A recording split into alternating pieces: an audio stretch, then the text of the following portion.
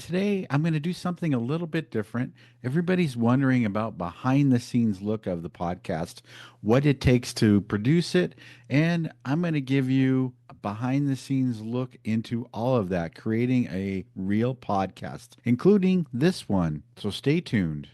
Welcome to the Wedding Songs Podcast, featuring newly released songs you need to know and the tried and true classics. Get song ideas from the time guests arrive until the last dance of the reception.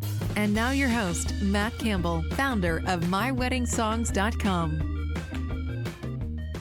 If you haven't done so already, make sure you check us out on our YouTube channel. Our @ symbol is MyWedSongs. So it's youtube.com/@MyWedSongs on YouTube to watch this on video. For those that are just listening, I'll try to make this as entertaining as possible so that way you can picture what this actually looks like. What I have today is a video camera looking at me and my screen so that way I can share the process of what it looks like creating a podcast episode. I do all of my podcasts on Zoom.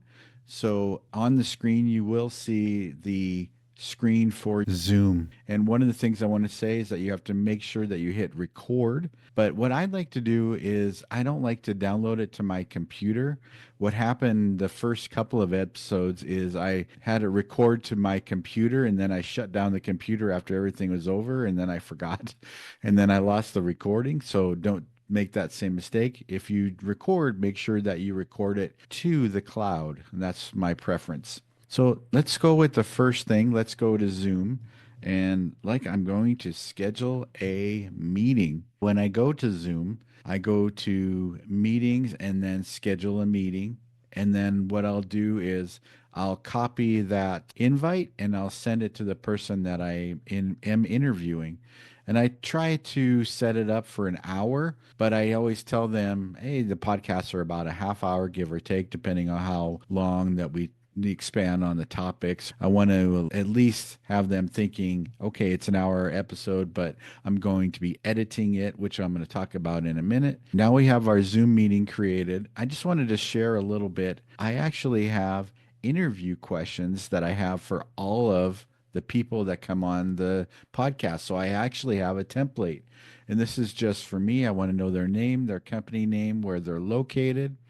Like I said just a few seconds ago, please set aside 60 minutes, even though the average podcast is about 30. But most importantly, based on your responses, this conversation type interview could take any direction. This podcast will not be live and it will be edited. That way it helps calm the people that I'm interviewing. It's not being broadcasted live on YouTube or on Facebook or anything like that. And I always like to start off with an icebreaker question, and you have probably known this already if you've listened to past episodes. I ask pretty much everyone, can you share details of a unique wedding moment? But then I also want to make sure after that question that they introduce themselves to our listeners. And then I also focus on a specific topic. But one of the cool things is I always have closing questions, and there's always two. Is there something we missed that you want to share? It really makes sure that if they have something that they want to talk about, that they do talk about it. And finally, where the listeners can connect with them. I also give them what I need as a headshot and a bio paragraph to market the podcast episode. All right, so that's our interview questions. Now I have everything set up. I'm going to do Zoom. Now what? Well, how about before that? What technical stuff am I using? I'll share these items in the comments. But what I'm using, very simple, is an $80 microphone. It's the Audio Technica ATR 2100. If you're looking at the screen on YouTube, you can see what it looks like. And then you can also see that I'm not using the desktop stand. I actually bought a boom arm to hold it. It's just using a USB from the mic to the desktop computer. But what I really like is it has an audio output to the earbud, so that way I can hear simultaneously. There's no delay in me speaking and what I'm hearing in my ears, which is really essential. Next up, I have, the camera. What camera am I using? The Nexigo N930 AF webcam. It is an Amazon's choice, about a $40 purchase. I'm sorry I don't have the boom arm up. I forgot what that cost, but I'm sure you can find that on Amazon. And then I also have a side light as well. It's the Clip Light reading light. It's a 48 LED clamp on desk lamp, just something that I have in the background just to add a little bit more light. Sometimes I'll hook it onto my desktop screen. Sometimes I'll hook it up to the desk. Just depends on how bright the light is. Unfortunately, as you can see in the camera, I'm right next to the window, so it's extremely bright out. I do most of my podcast recording during the day, and so the shades are always closed. Just trying to manage the light in this room is quite honestly a nightmare.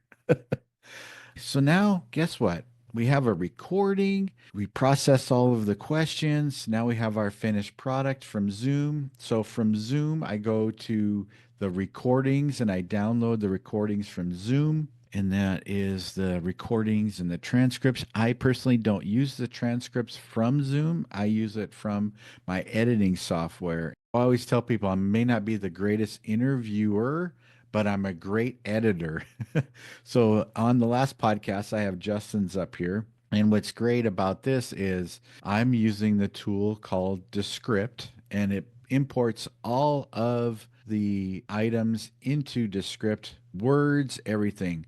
I have a lower paying version. There are better versions out there, but I'm a little bit cheap. So if somebody uses the word like a lot, you can highlight on a word, remove all of the filler words. But what the trick is to this is I don't remove them. I just ignore them because sometimes it's better to have the word in there than not in there. And then I can just unignore it.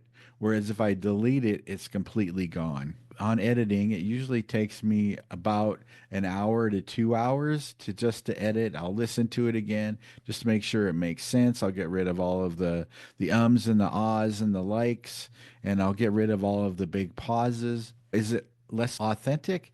I don't really think so because I listen to a lot of podcasts, and man, is it ever hard to listen to somebody that like says like all the time, like this happened and like what happened. And for me as a listener, as I'm walking, I just get extremely frustrated from those types of interviews. So I want to keep the authenticity, but also making it highly listenable, if that makes sense. I do use cover art in the video itself, just as the cover image and also the closing credits. But then I also have another version that I want to use in the promotion of it. So I'm using the same cover art for all of it. And then I'm just swapping out the picture. And to do this, I'm using Canva. If you're watching on YouTube, here's a picture of the template that I use for the YouTube video that's horizontal, but then I also have a square for promotion on social media. I'm updating both of those to insert for, like I said, the marketing and for the video.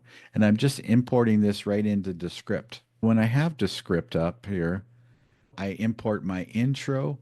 I'm editing all of the text. I have the video starting. And then what I'd like to do too, I just started this not that long ago, is I try to have a commercial for my newsletter. That's a free and paid version. Then I throw the commercial in there with the cover art for that. Wedding DJs and wedding pros, are you ready to elevate your expertise and keep the dance floor packed?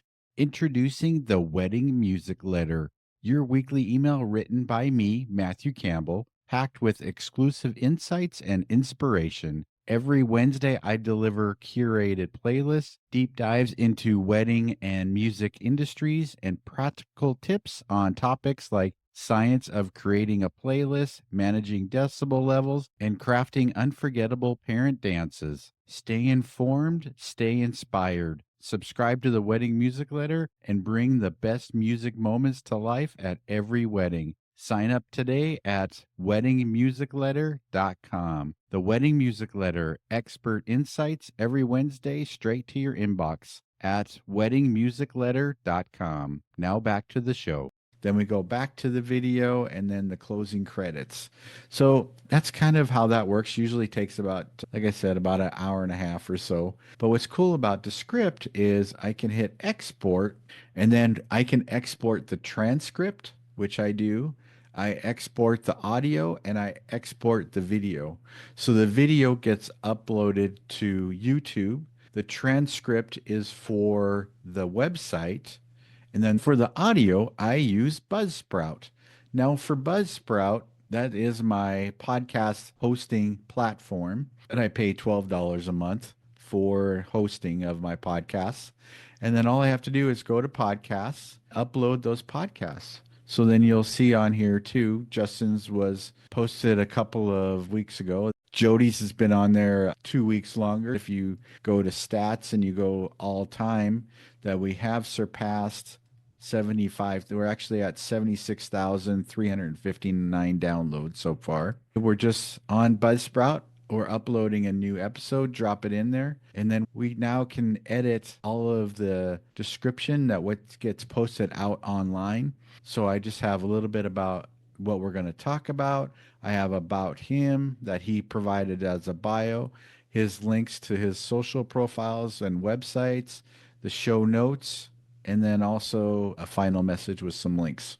And that gets put out through all of the platforms, Apple, Spotify, iHeart, all of them. Now I have the episode posted on YouTube. I have it on Buzzsprout and all of the forms. For me, I do it every other Thursday at 5 a.m. is when I post all of the episodes. Also, like I said, I get the transcript. Now, the transcript, I open that in Word, and what's great is I use Copilot AI, and I say, okay, here's my transcript, Copilot.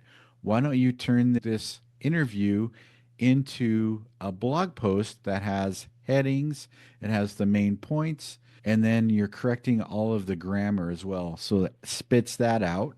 Now I have, just like I was doing in Buzzsprout, the same information, but now I'm embedding the Buzzsprout widget so that way people can listen to the episode right here, the show notes, and then the podcast recap. I just have this opening up in a drop down so that way it doesn't take up the whole page.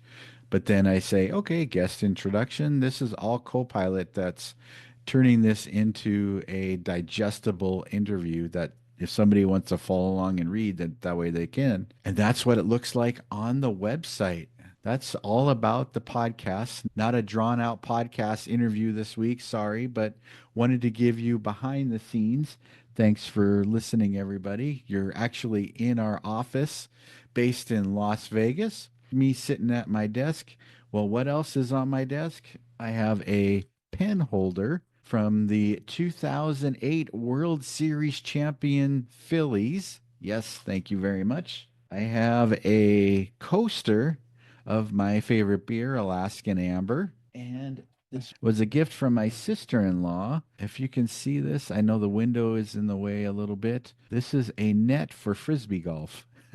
Nice little toy to have on your desk. So there you have it. There's behind the scenes. I'm going to do another solo episode next talking about a trend of nobody dancing at weddings. And I'm not talking about what does the DJ do? I'm talking about society as people are less dancing at weddings. Thanks for listening and have a great day. Thank you for listening to the Wedding Songs Podcast. Never miss a future episode. Subscribe today to our podcast. Follow us on Facebook at My Wedding Songs and send us a message about playlists you would like covered.